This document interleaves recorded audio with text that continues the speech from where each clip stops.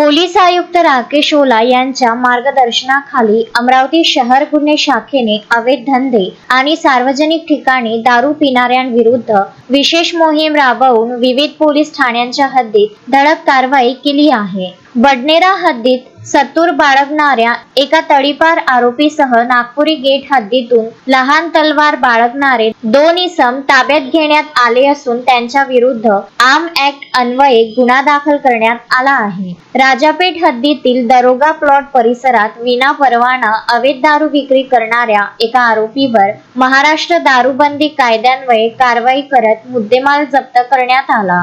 फ्रेजरपुरा हद्दीतील oxygen park परिसरात सार्वजनिक ठिकाणी गांजाचे सेवन करणाऱ्या एका तरुणाविरुद्ध NDPS कायद्यान्वये गुन्हा नोंदविण्यात आला आहे. ही कारवाई गुन्हे शाखेच्या युनिट 1 व युनिट 2 च्या पथकाने यशस्वीरित्या पार पाडली. शोएब खान, विदर्भ न्यूज, अमरावती.